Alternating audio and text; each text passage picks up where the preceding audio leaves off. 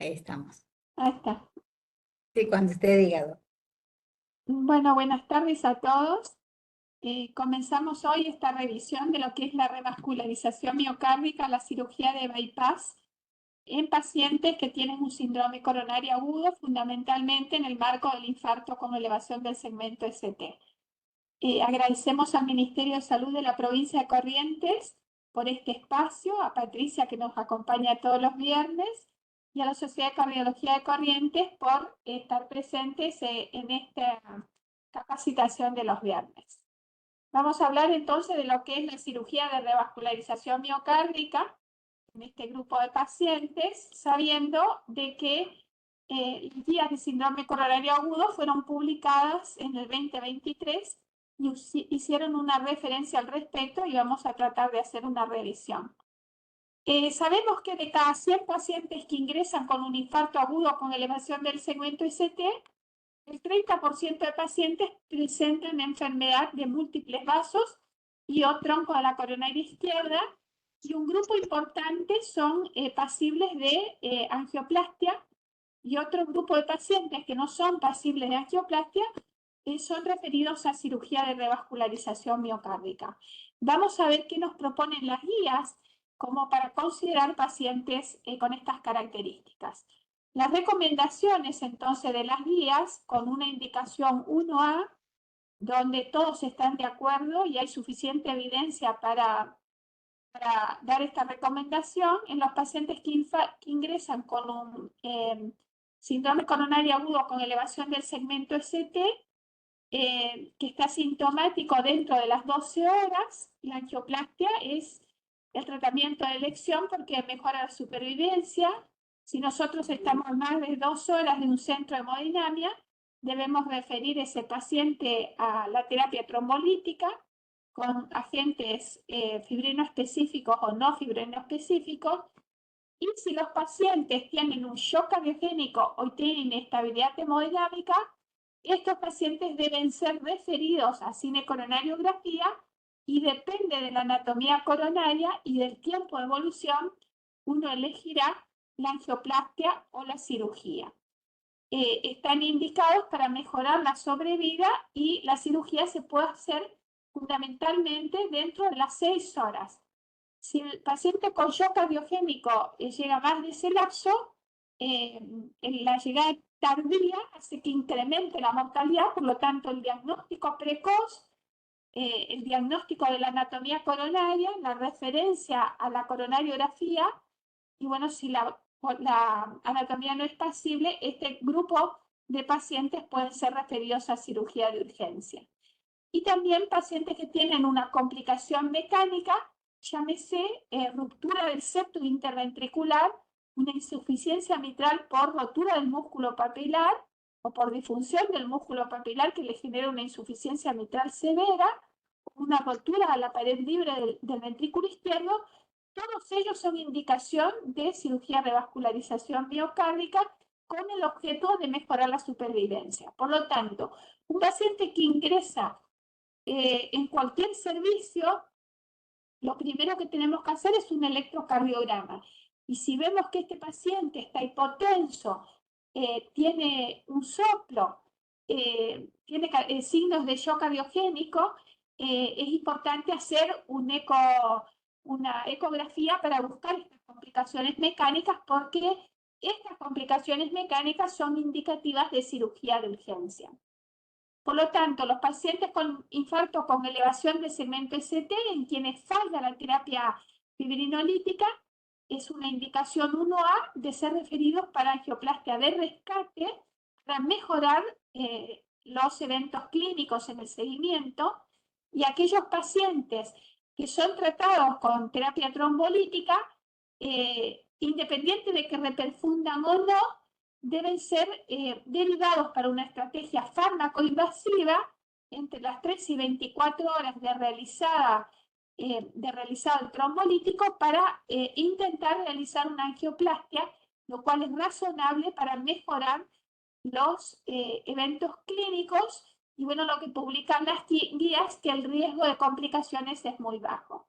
Y en aquellos pacientes que tienen un infarto con elevación del segmento ST y que están estables, pero que se presentan dentro de las 2 y 24 horas del inicio de los síntomas, la angioplastia puede ser realizada, pero para mejorar los eventos clínicos, fundamentalmente si los infartos son grandes, y en los pacientes que tienen un infarto donde la angioplastia no es factible y el área amenazada es un área muy grande, la cirugía de emergencia o de urgencia es indicativa como modalidad de reperfusión en infarto o miocardio. Por lo tanto, esto es lo que recomiendan las guías del 2023. También las guías americanas del 2021 dan ciertas recomendaciones respecto al infarto con elevación del segmento ST y también como una recomendación 1A, infartos con elevación del segmento ST y síntomas de isquemia miocárdica dentro de las 12 horas deben ser referidos a angioplastia primaria para mejorar la supervivencia. Y es una recomendación del tipo 1 con evidencia B y A. Los pacientes que tienen un infarto con elevación del ST, que tienen shock cardiogénico o inestabilidad hemodinámica, está indicada la angioplastia, pero si la angioplastia o si la angioplastia no es factible por el tipo de anatomía coronaria y estos pacientes tienen enfermedad de tres vasos, deben ser derivados a cirugía de revascularización miocárdica. Y como recomendación 1 con nivel de evidencia B, los pacientes que tienen un infarto con elevación del segmento ST y que tienen complicaciones mecánicas, esto es una insuficiencia mitral aguda en el marco del infarto, ya sea disfunción o rotura del músculo papilar, una rotura de la pared libre del ventrículo izquierdo, se recomienda la cirugía de revascularización miocárdica para mejorar la supervivencia. Y en los pacientes que tienen infarto con elevación del ST y signos de fallo de reperfusión, después de una terapia trombolítica, tienen que ser derivados para angioplastia de rescate. La guía del AJA del 2021 también muestra que los pacientes que tienen un infarto con elevación del ST, a los que se le administra un trombolítico, deberían ser llevados por una estrategia fármaco-invasiva y que los pacientes con infarto con elevación del ST que están estables y que acudieron 12 a 24 horas, es razonable llevarlos a una angioplastia si el monto isquémico es muy grande, y en los pacientes con un infarto con elevación del segmento ST, donde no es factible realizar la angioplastia y la anatomía coronaria requiere que sea posible de una cirugía de revascularización miocárdica, debería ser programada esta en forma de urgencia o de emergencia. Es decir, que las guías europeas y las guías americanas coinciden en estos puntos.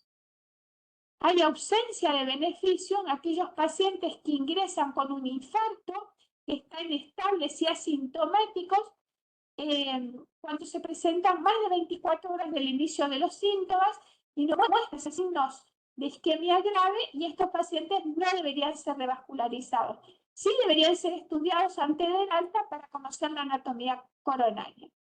Y tiene un efecto nocivo, los pacientes que tienen un infarto con elevación del ST, no debe realizarse una cirugía bypass de emergencia cuando falla una angioplastia en un paciente que recibió terapia trombolítica, en ausencia de una isquemia o un territorio isquémico muy grande, y si la revascularización quirúrgica no es factible a causa de un estado de ausencia del restablecimiento del flujo con objetivo de lograr una reperfusión. Por lo tanto, ¿cuál es el rol de la cirugía de revascularización miocárdica del infarto con elevación del segmento ST? La cirugía de revascularización miocárdica quedó, digamos, limitada a un grupo cada vez más pequeño de pacientes, porque muchos infartos con lesión del tronco a la coronaria izquierda o de la descendente anterior son pacientes que son factibles de realizar angioplastia. Y la cirugía de revascularización quedaría indicada para aquellos pacientes que tienen una angioplastia fallida, los pacientes que tienen una angioplastia con un resultado subóptimo, los que tienen complicaciones del infarto o miocardio, y los pacientes que tienen enfermedad de múltiples vasos y ya con el paciente estable. Raramente uno ingresa con el paciente En agudo, dentro de las 6 horas, en muy contadas circunstancias hemos realizado esta práctica en nuestro centro. La gran mayoría se dejó enfriar el proceso, el músculo cardíaco está muy friable y muchas veces los pacientes después no salen de bomba. Por lo tanto, la cirugía de revascularización miocárdica debe ser dirigida para debe apuntar a ese 35%, pacientes 30-35% que tienen enfermedad coronaria en múltiples vasos y o tronco de la coronaria izquierda. El momento en el cual indicar la cirugía es controvertido. Las guías dicen que hay situaciones de urgencia o emergencia, que es el caso del shock cardiogénico. Sin embargo, los cirujanos ven a este paciente y no lo quieren ingresar porque tienen alta mortalidad durante la cirugía y por lo tanto el momento exacto de la cirugía es controvertido.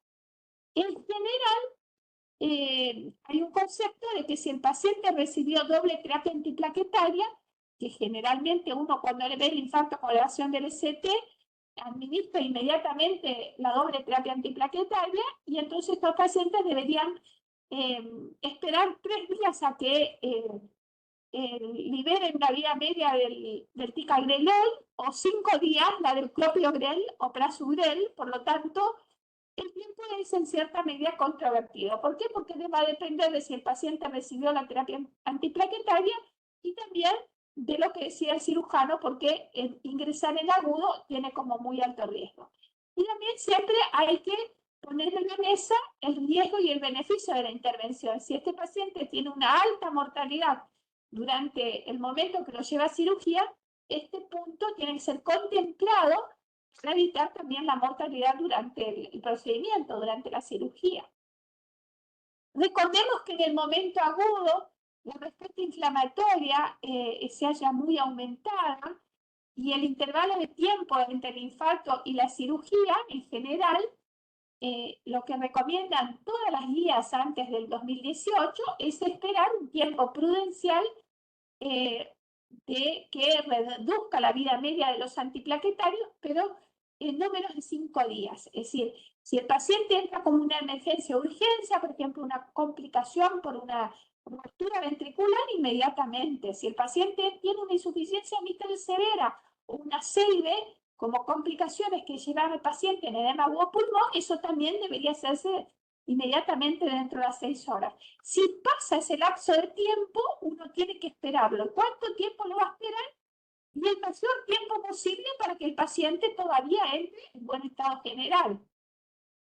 La mortalidad aumenta tempranamente de forma exponencial cuando la cirugía se hace en las primeras 48 horas. Y tiene un papel muy limitado en la fase aguda del infarto y su uso en este contexto continúa disminuyendo porque la mayoría de los pacientes resuelven su cuadro con la angioplastia. Por lo tanto, la cantidad de pacientes que tenemos como emergencia para entrar a cirugía generalmente es muy reducida. Siempre tenemos que considerar estos 2 puntos. ¿Qué elementos tenemos a favor de la cirugía de bypass y qué elementos tenemos en contra? ¿Qué elementos tenemos a favor de la cirugía de bypass? La cirugía es mejor en los pacientes diabéticos, en aquellos que tienen deteriorada la fracción de eyección menor de 35%, en los que tienen contraindicaciones para la doble terapia antiplaquetaria, en los que tienen una restenosis difusa del stent, en aquellos pacientes que tienen un score syntax mayor o igual a 23, que tienen una anatomía cuya revascularización es incompleta con la angioplastia, esos pacientes que tienen severas calcificaciones arteriales y también calcificaciones a nivel de la aorta, con una aorta en porcelana, o la necesidad de intervenciones concomitantes. Por ejemplo, si el paciente necesita una intervención a nivel de la aorta, es preferible la cirugía. Es decir, que si el paciente necesita intervención de algún órgano concomitante, es preferible cirugía bypass. ¿Qué hace a favor de la angioplastia?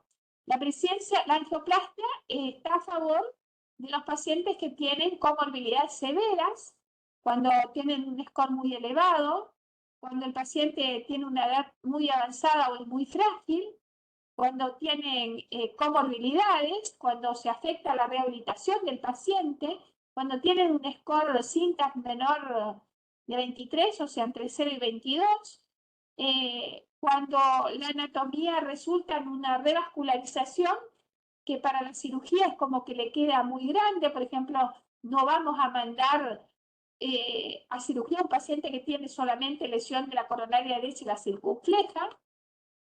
Cuando el paciente tiene deformidades torácicas, escoliosis, cuando el paciente tiene radiación torácica o cuando tiene una aorta en porcelana. Entonces, todas las veces que vemos pacientes, y como les comenté, el 30 al 25% tienen enfermedad de múltiples vasos y o tronco, reservamos para realizar la angioplastia o la cirugía bypass, depende de estas características que comento.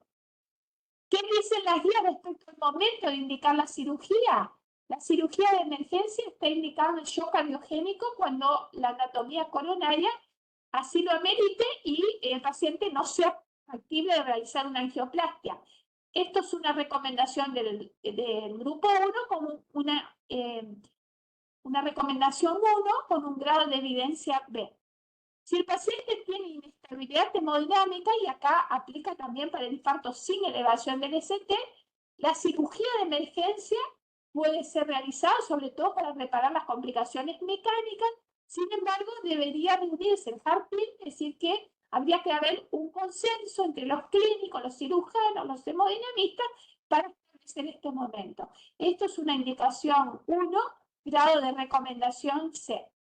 Y en pacientes seleccionados con el síndrome coronario agudo y shock cardiogénico, que tengan alguna complicación mecánica, que requieran, por ejemplo, de un soporte por balón de contrapulsación, siempre deberá programarse la cirugía contemplando la edad, la presencia de comorbilidades, la función neurológica, el estado cognitivo del paciente y, por supuesto, ver cuál es la expectativa a largo plazo del paciente. Esto es una recomendación 2B con un nivel de evidencia C.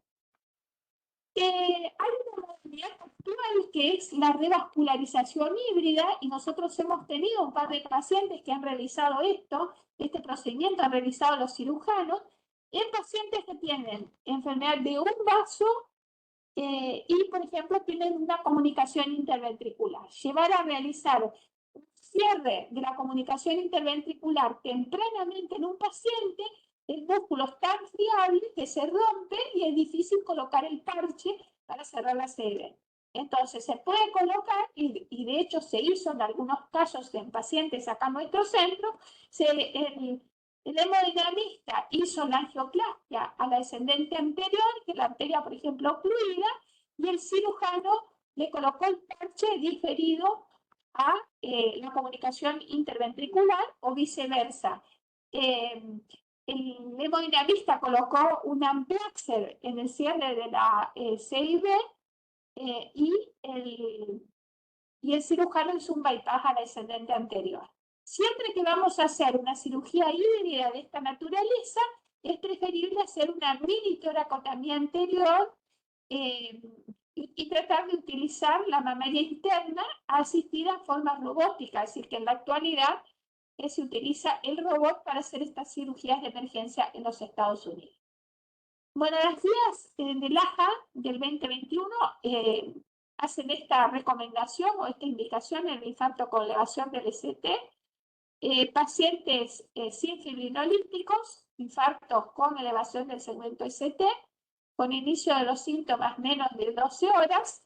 Si la angioplastia es factible, se hace una angioplastia primaria. Si la angioplastia no es factible y tienen un área de miocardio en riesgo muy grande, una cirugía de bypass. Si el inicio de los síntomas más de 12 horas, si el paciente está en shock cardiogénico o insuficiencia cardíaca, y si es factible la angioplastia, habría que hacer una angioplastia primaria o tardía, depende del tiempo. Y si no es factible, una cirugía bypass. Si el paciente tiene isquemia persistente y o insuficiencia cardíaca o inestabilidad hemodinámica, siempre tratar de llevarlo a angioplastia. Si el inicio de los síntomas es más de 12 o 24 horas, tiene una recomendación 2A, llevarlo a una angioplastia tardía. Y si hay una oclusión total de uno de los vasos con un infarto de más de 24 horas y el paciente no tiene síntomas, el paciente puede causar ambulatorio el infarto porque ya necrosó toda la zona. Pero si continúa con síntomas de isquemia o tiene cambios en el electrocardiograma, es recomendada la angioplastia tardía en este grupo de pacientes. Y algunos casos puntuales, pacientes que requieren una revascularización por una enfermedad coronaria significativa del tronco de coronaria izquierda, se recomienda siempre que el paciente tiene deteriorada la presión de eyección hacer una cirugía de revascularización miocárdica. Y en los que requieren una revascularización por una enfermedad de múltiples vasos, siempre tenemos que hacer el score Sintox, porque si el score Sintox nos da alto, este grupo de pacientes son candidatos a la cirugía. Por lo tanto, ¿qué conclusión llevamos acá hasta el momento? Que los pacientes que van a ser derivados a cirugía son cada vez enfermos más graves. Se pueden solucionar los pacientes, un gran número de pacientes, como más fáciles por angioplastia, y los más difíciles, esos que no son factibles de angioplastia, van a cirugía, por lo tanto, los pacientes van a tener una mortalidad mayor. ¿Qué nos dicen estas guías europeas del 2023? Nos dicen que las recomendaciones en la enfermedad de múltiples vasos es una recomendación 1 con un nivel de evidencia B, llevar al paciente a una angioplastia o una cirugía, preferentemente la angioplastia, pero si eso no es factible, tratar de reunirse con el jardín para decidir si va a una cirugía de bypass, y eso va a depender del estado clínico del paciente y de la presencia de comorbilidades, y así como también de la complejidad de la enfermedad coronaria, el manejo de la revascularización miocárdica. Y si el paciente tiene enfermedad de múltiples vasos y tiene shock cardiogénico, sabemos que es recomendado el procedimiento de angioplastia. Es una recomendación 1 con un nivel de evidencia B. Y no es recomendada la angioplastia si el paciente llega tardíamente, si no tiene signos de isquemia. Y el Comité de Cardiopatía Isquémica de FAC, en este documento de consenso sobre terapia antitrombótica de la cardiopatía isquémica, hizo esta consideración porque siempre recomendamos el pretratamiento a los pacientes que ingresan con un infarto. El pretratamiento define una estrategia de doble terapia antiplaquetario antes de la angiografía y la angioplastia. El ensayo ACONS investigó 30 miligramos de prasugrel en el momento del ingreso del infarto sin ST, con una carga de 30 miligramos para los pacientes que van sometidos a angioplastia, y no mostró beneficio en reducir los eventos isquémicos, pero tuvo mayor riesgo hemorrágico de la doble terapia antiplaquetaria si estos pacientes eran llevados a cinecoronariografía. El registro está con 64.000 pacientes, infartos sin ST, el 7,6 fueron llevados a una angioplastia sin pretratar, y estos fueron evaluados conjuntamente con los que fueron pretratados con doble terapia antiplaquetaria. El pretratamiento no disminuye los eventos isquémicos, pero incrementa el riesgo de hemorragia. Y el ISARREA-5 mostró que el tratamiento con prasugrel por coronariografía en pacientes con infarto sin elevación del ST fue superior al pretratamiento con ticagrelol. De allí que nuestras guías contemplan de que los pacientes, no los que reciben trombolíticos, porque los que reciben trombolíticos no deberían recibir prasugrel por el alto riesgo de sangrado y porque no hay evidencia. Y si la cinecoronariografía se realiza dentro de los 60 minutos, este paciente puede esperar a pretratarse en la sala de hemodinamia. Sin embargo, nuestras guías lo que recomiendan es que si nosotros tenemos un infarto sin elevación del segmento ST, en quienes tenemos características clínicas que hacen pensar que tiene enfermedad de tres vasos y o tronco, como ser el supradesnivel en ABR, infra en todas las caras, el paciente está en insuficiencia cardíaca, el pretratamiento con clopidogrel, si el paciente va a ser referido a cinecoronariografía dentro de las 4 horas, no deberían ser pretratados. Sin embargo, si nosotros vamos a obtener la cinecoronariografía más allá de 4 horas, es recomendable pretratar al paciente antes de realizar la cinecoronariografía, porque en Argentina el tiempo promedio para realizar una cinecoronariografía en el infarto sin elevación del ST son 18 horas. Bueno, las guías de revascularización, como vemos acá, estas son otras guías, ¿no? Las guías de síndrome coronario agudo, y indican que la cirugía de revascularización miocárdica en un paciente con síndrome coronario agudo, no hay un consenso unánime de que todos los pacientes tienen que ser llevados en agudo a revascularizarse. En el contexto del STEMI, la cirugía de revascularización miocárdica debe ser siempre considerada si realmente es factible, y debe ser considerada si es factible si hay una zona de isquemia muy importante o una gran cantidad de músculo isquémico en riesgo. Los pacientes que requieren revascularización inmediata en el contexto del infarto con elevación del segmento ST, siempre se prefiere la angioplastia y revascularizar solo el vaso culpable antes que este paciente sea llevado a cirugía de bypass. La elección de la modalidad de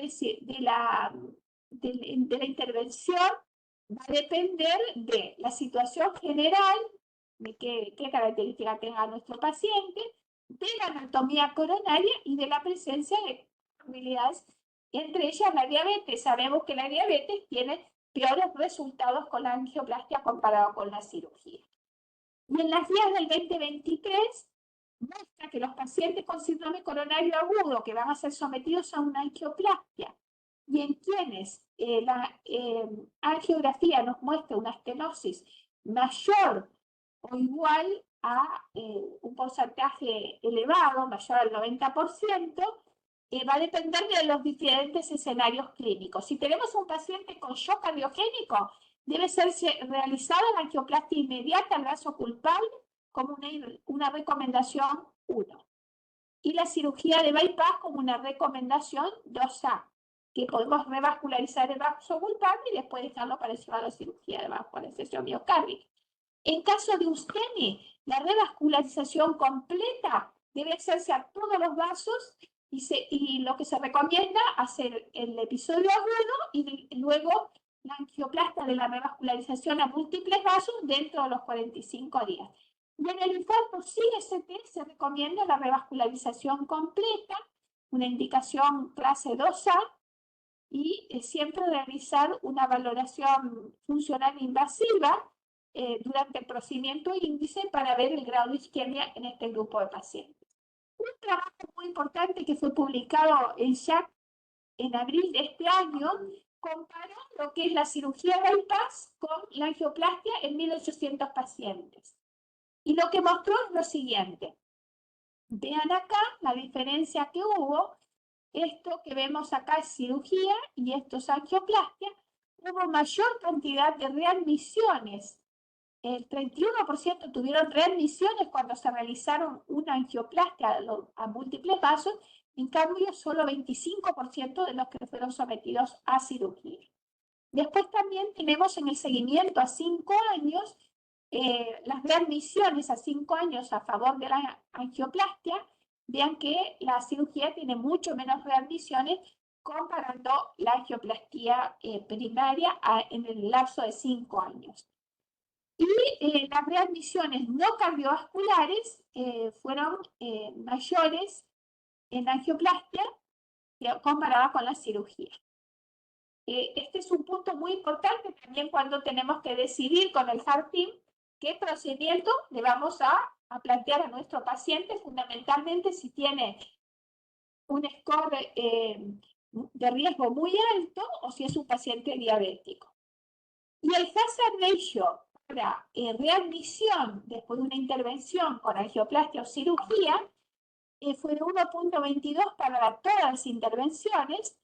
Y con respecto a la mortalidad por todas las causas, el hazard ratio, es decir, el riesgo de muerte fue 5.7 para la angioplastia, 2.72 para la cirugía, y la mortalidad cardiovascular 7.8 versus 2.7, y la muerte no cardiovascular 5.37 versus 2.71%. Por lo tanto, con los datos de este metaanálisis le va mucho mejor a los pacientes que hacen cirugía a largo plazo. Es decir, a corto plazo probablemente le va mejor la angioplastia.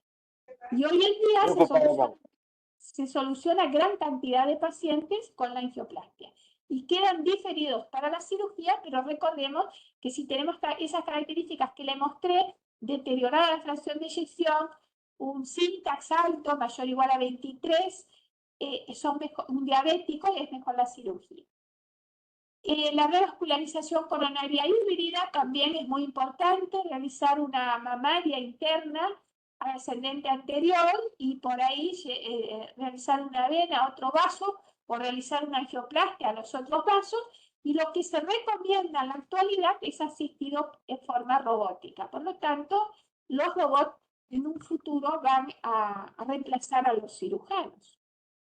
Combinar los beneficios pronósticos de un injerto, entonces, por un injerto mamario descendente anterior, con los beneficios potenciales de una angioplastia con stent, por lejos, depende, digamos, de la terapia antitrombótica que realicemos para la angioplastia, del tipo stent que realizamos, pero en general, en los pacientes que tienen comorbilidades, la cirugía es mejor.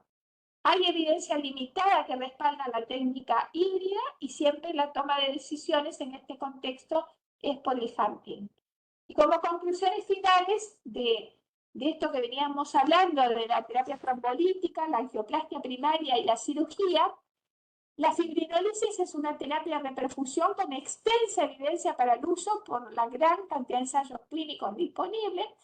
Si tenemos un centro en menos de 12 horas, preferimos la angioplastia a la terapia trombolítica, que debe formar una estrategia fármaco-invasiva, es decir, que una vez que finaliza el trombolítico, este paciente, independiente que reperfunda o no, debería ser derivado por una estrategia fármaco-invasiva, contemplando de que a veces el electro no muestra lo que en realidad es el tamaño del infarto. Se prefieren los agentes fibrinolíticos fibrinoespecíficos, y la cirugía de revascularización miocárdica tiene indicaciones muy precisas en el contexto del infarto con elevación del segmento ST. Por lo tanto, la conclusión final es que los pacientes con infarto deben recibir una terapia de reperfusión. Esta terapia de reperfusión puede ser con angioplastia primaria y o trombolíticos y con cirugía de revascularización miocárdica. Un grupo muy pequeñito de pacientes va a cirugía. Por lo tanto, muchas veces decimos, le va mal en la cirugía. Lo que pasa es que los pacientes que van a cirugía en general son pacientes que son de mucho peor riesgo que la angioplastia. Bueno, muchas gracias por su atención y estoy dispuesta a escuchar algún comentario, alguna pregunta. Voy a poner. Doctor Monjes. Buenas tardes, doctora, ¿cómo le va? ¿Todo Hola, bien? muy Disculpe que por ahí estuve hablando porque estuve tratando un shock cardiogénico recién. Ya formulo la pregunta y se la hago. Aguárdeme un segundito. bueno. ¿Algún otro comentario, alguna otra pregunta? Recuerden que también podemos utilizar el balón de contrapulsación en estos pacientes que tienen shock cardiogénico, que tienen complicaciones mecánicas, y eso hace que el paciente llegue a la cirugía en mucho mejores condiciones. ¿Cómo le va, doctora? Muy buena charla. Buenas tardes. Hola, ¿cómo estás? Tuvimos problema hoy para entrar en la compu de Graciela. El Webex, no nos tomaba.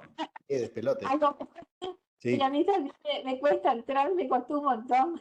sí. Sí. Doctora, creo que fue hace varios años que viene el, eh, ¿cómo es? La lucha, la puja de qué iba primero, si la angioplastía o la cirugía. Y creo que ahora usted lo resumió bien ahí, que los pacientes graves se prefieren para cirugía, obviamente. El tema es nosotros cómo identificamos en el interior, porque más de uno le habrá puesto una doble antiagregación plaquetaria a todo un paciente, no anduvo o por alguna causa fue derivado a un centro de especialización o de especialidad y recurren a la cirugía posterior.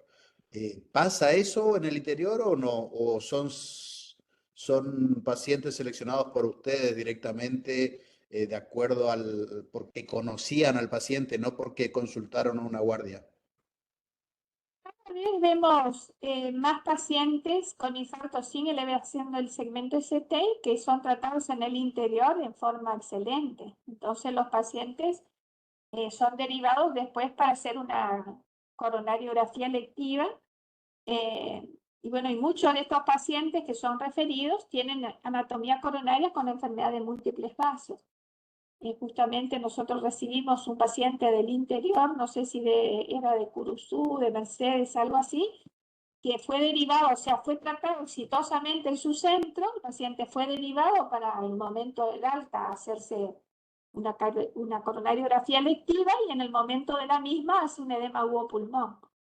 Entonces, esos pacientes que vemos nosotros que son de alto riesgo, que presentan el edema pulmón, que tienen infradesnivel del ST difuso en todas las caras, que tienen supradesnivel del ST, estos pacientes son pacientes que ya nosotros podemos prejuzgar que tienen una anatomía coronaria quirúrgica. Entonces, si el paciente es un paciente con infarto con elevación del segmento ST, a todos lo precargamos, o sea, le damos terapia antiplaquetaria. Y lo que vemos es que la gran mayoría de infartos sin ST son diagnosticados correctamente en el interior, son tratados y hasta externados en los diferentes lugares en el interior de una correcta manera, de una forma excelente. Nosotros recibimos cada vez menos pacientes con infarto con elevación del segmento ST. Entonces, el punto, digamos, de precargar y no precargar es que si vos demoras el cateterismo en el interior a más de 4 horas, nosotros también, a veces los pacientes no estamos acostumbrados, como en Estados Unidos, de los centros de Estados Unidos, llegan infartos con o sin elevación del ST y todos van a hemodinamia. Y al día siguiente, ese mismo día se hace la angioplastia y al día siguiente se van de alta.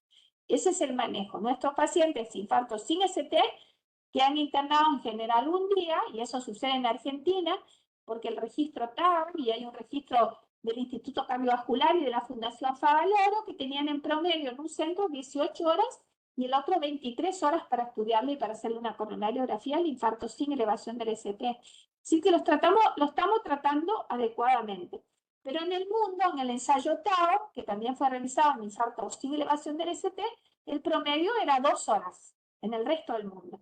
Entonces, en el resto del mundo no lo precargan, no le dan la carga aspirina clopidogrel, esperan que el paciente se estudie, pero se estudia inmediatamente dentro de las 2 horas, como si fuera un infarto con elevación del ST, y ahí, en la sala de hemodinamia, si la anatomía es para angioplastia, directamente se precarga al paciente. Y si la anatomía no es para angioplastia, y va a cirugía, ese paciente queda solamente anticoagulado con heparina. Es decir, nosotros tenemos de nuestro registro, hay un 30% de nuestro registro de 1.800 pacientes con síndrome coronario agudo, 30% tienen anatomía, enfermedad de 3 vasos, y la gran mayoría se resuelven con angioplastia. Y un grupo muy pequeño, que son los peores pacientes, los Sintan mayor de 23, los deteriorados la función ventricular, los que tienen comorbilidades, los que el hemodinamista no puede hacer la angioplastia, los que fueron una angioplastia fallida, esos ingresan. Por lo tanto, si ustedes ven, creo que se finalizó un registro que realizó la FAC y la SAC de cirugía de revascularización miocárdica. Si ven una mortalidad más alta en la cirugía, probablemente está dada por este punto, que van a cirugía los peores pacientes. Eso no ocurría muchos años antes. Muchos años antes la cirugía bypass era patrimonio del tronco, la enfermedad de 3 vasos, y hoy en día esos que son fáciles se resuelven con angioplastia. Es decir, para la cirugía le quedan los peores pacientes, los que tienen ya una comorbilidad y van a tener, por lo tanto, una mortalidad quirúrgica mucho más alta. Perfecto, gracias, doctora. De nada. Bueno, ¿alguna otra pregunta, algún comentario?